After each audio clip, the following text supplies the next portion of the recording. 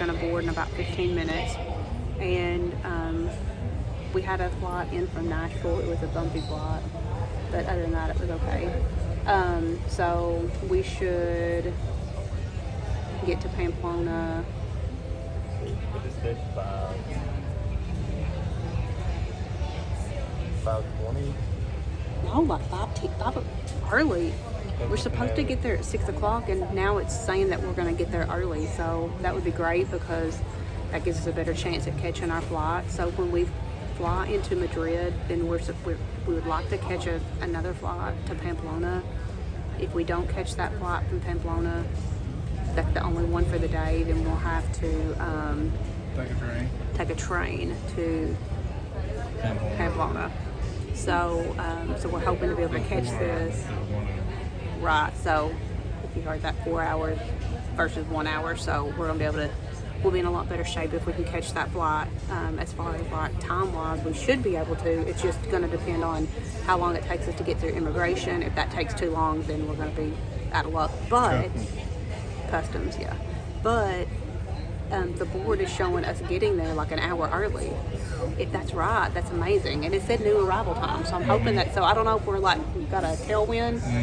So anyway, we will have about a 7-hour flight from JFK. So our plan, I did a SJPDP, like a jet lag, like preventative hour by hour thing. And because I usually don't get jet lag, but I got jet lag whenever we went to Italy last time, which was probably 5 years ago now.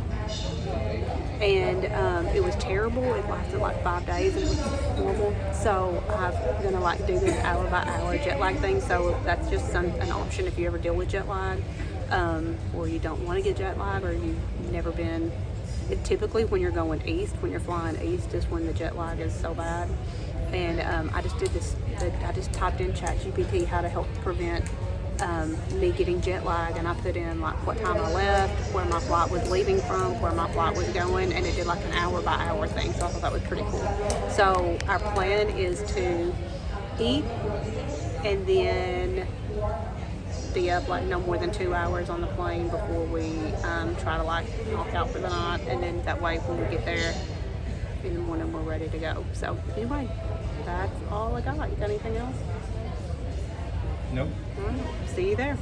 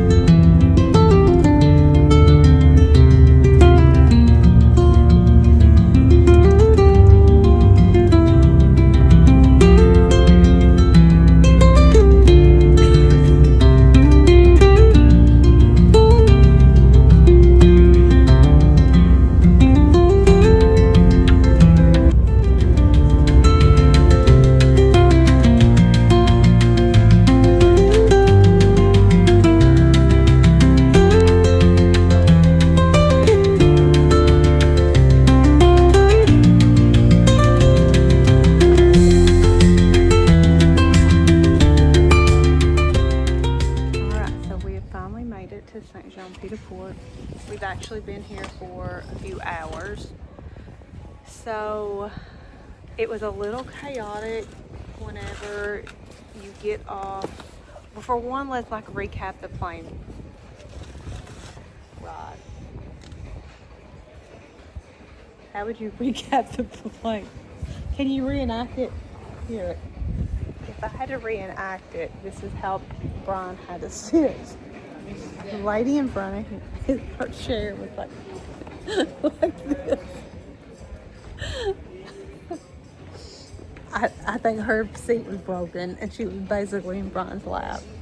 Yeah. So it was around a 7-hour flight. It was a long 7 hours. It was a long 7 hours. I mean, they're never fun. Let's just be for real. A flight like that's not fun. So anyway, so it's a little chaotic. Don't you agree? When you get off? Yeah. When you get off the like out of the airport, it's a little chaotic because you don't really know what to do and we don't know how to speak Spanish. So we found a friend, we met a guy, and That was in Pamplona. oh, was that in Pamplona? Yeah. It's like we've been up. How long has it? I mean, I don't even know at this point how long we've been up, but I'm not thinking very clear. Anyway, we got off and we hitched a ride to what we thought was going to be coming here to St. Jean-Pied-de-Port, but we actually ended up at Bus station. the bus station. And then it was going to be, what was it, 3 hour or 4 hour wait? 3 hours. A 3 hour wait. So we're like, yeah, we can't do that. So we ended up, it was fine. We found somebody to give us a ride. We got a ride, like by a taxi from the airport at Pamplona. That's right. I forgot all about it that in wasn't like- Pamplona. Really, it probably wasn't more than $30 more In the bus. than the bus. Yeah, and we didn't want to wait around that long. Like, we just didn't want to wait around that long. Which then you kind of get into with the albergue's not opening up till 3 or 4 o'clock. Then you get into it's like we have to wait here a long time, so we can't get into our room. So we did go to the Pilgrim's office and we got our passports. So that basically looks like this. They give you this little plastic thing to put it in, and it looks like that.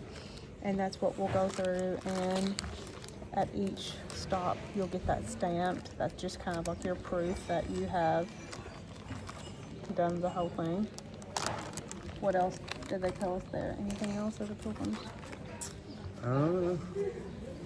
That's about it. Other than So you have to like fill out some information, and then they gave us like our first stamp, and then like basically this book will be filled up by the time we get finished. So right now we're just so Saint Jean-Pied-de-Port is in France, and Brian has been doing his year-long Rosetta Stone lessons in Spanish. We don't know any French at all. Have we learned anything? Bonjour. Bonjour.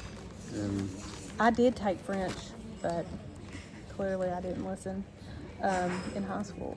So we got here. It's a beautiful little town. It's just you're tired after the time change and stuff. It's a 6 hour difference. So we've done really pretty good. Neither one of us slept great on the plane. I mean, we tried to follow the plan that kind of tells you like what to do to help with jet lag, and we did sleep some. It just anytime you're on that type of flight, it's not a great sleep. I would say, like on the positive, I got 3 hours. I'm gonna say, did you get 2? Maybe 2. And so anyway, so now we're kind of here just waiting until the albergue opens. And we got here what time? we got in St. John at Yeah, we got here early. 11. So on your first day, like Before 11. we wanted to get here so bad early, but did you hit your head? Mm-hmm. We wanted to get here early, but then honestly, you're so exhausted and so tired. In a way, it's not that big of a deal if you don't get here that early, because you can't get to your albergue, and then even if when we get into it, we can't sleep because we got to sleep tonight. So it's kind of a little bit of a catch-22 on your very first day getting here. There's not like really, I don't think, a right or wrong way to do it, because I almost think it makes a difficult day no matter what. So anyway, we get in probably, it's 3 o'clock, about another hour, we'll get into our albergue. And we had lunch at a little place. We didn't know what, we could not read the menu, so we Google translated the menu. And so Brian got a cheeseburger. How was it? So? Yeah.